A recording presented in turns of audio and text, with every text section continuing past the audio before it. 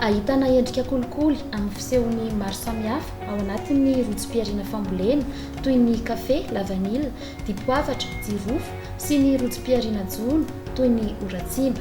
Fantatra izany nandritry ny fanadihadiana natao teny fotony tany amin'ny faritra Atsimo Atsinanana sy Androy ary Anosy.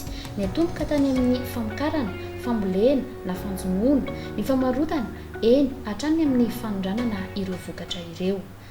Misy antihatra kasa ty androany izay nahafantarana ireo endrikendrika ny mety isian'ny kolikoly eo amin'ny lafin'ny famokarana amin'ny ankapobeny. Izany hoe zany misy ireo lalam-piariana izay nitsongana manokana nanaovan'ireo fanadihadiana dia ny Prada GIZ sy ny Transparency International ka tamin'ny Bianco izay naneho sahady ny fiaraha-miasan'izy ireo tamin'ny ministera amin'ny mba hijerena an'izany endriky ny kolikoly zany satria ny famongorana an'izany ny zava-dehibe amin'ny alafin'ny fampivelarana ny fampamokarana amin'ny ankapobeny sy ny ara ekonomika eto Madagasikara. Da amin'ireo faritra anankiroa ny faritra Atsimo Atsinanana sy ny Androy sy Anosy ho an'ny resaka jono. Ka izay no nahafantarana fa raha resaka ny fambolena amin'ny ankapobeny dia manomboka avy any amin'ny famokarana sy ny famarotana vokatra dia mety ahitana misy risque ho an'izay endrika ny kolikoly zay no hita ao. Ohatra zao resaka vanille andresana teo, ilay ohatra zany dia manomboka avy any amin'ny fanomezana carte de planteur sy ny famenoana ny fisy avy any amin'ny fokontany dia efa misy ny endrika ny kolikoly sy ny resaka chantage no mety hitsapa amin'ireo tompona andraikitra any amin'ny fotony ireny. Ka ireny zavatra ireny zany dia narahiny tolo-kevitra nasehon'ireo mpanafadihadiana teo mba ahafahana manatsara sy ny manafoana an'ireny endrika ny kolikoly mety hita avy any amin'ny fotony ireny.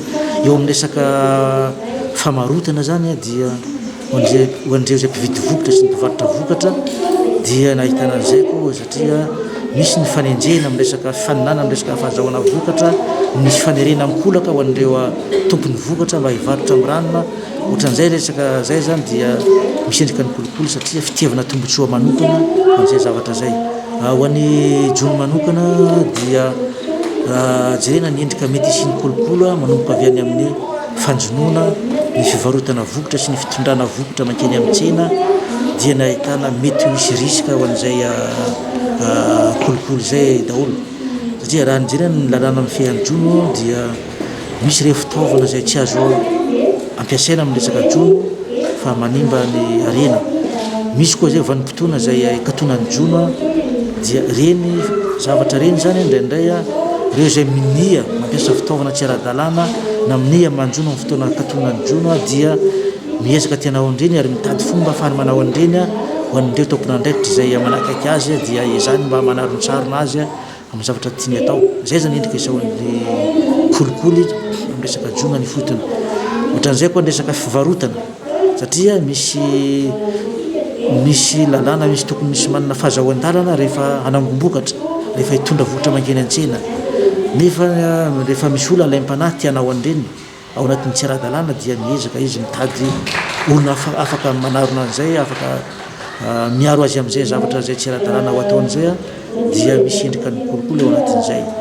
Zava-dehibe tokoa zay zavatra zay ary sambo nanefa vonona tefa vonona iara-iasa ary fanakalo hevitra ny mety hanatsarana ny na amin'ny alalan'ny rafitra zany na ny paikady eo anivon'ny ministera manomboka avy any fotony amin'ny famokarana zany sy ny chaîne de valeur sy ny roa izay misy amin'ny famokarana zany dia iara-iasa amin'ireo entité zay mifandraika amin'izany mba ahafahana mametraka ny tena paikady mahomby mba amongorona an'izany resaka endriky ny kolikoly zany eo anivon'ny ministera. Nisy arak'izany ny tolo-kevitra anafoanana ireo endrika kolikoly ireo ametrahana ny mangarahara amin'ny fitantanana toy ny fanamafisana ny fanaraha-maso, fanatsarana ny fitantanana ary ny fanabeazana sy fanentanana ny olona amin'ny fandraisana anjarany rehetra amin'ny ady atao. Dia misy tolo-kevitra anankiefatra izay valeur izoroan'ny Transparency International no resatsika hoe voalohany. Anatin'izay ny hoe transparence en redevabilité, intégrité et participation. Misy ihany koa ny fanolorana tahirin-kevitra ny fanaovana teo anivon'ny Ministeran'ny Fambolena sy ny Fiompiana Aron-jono sy ny Bianco ametrahana ny politika anatiny izay ho atao lahara-pahamehana hiadina amin'ny kolikoly.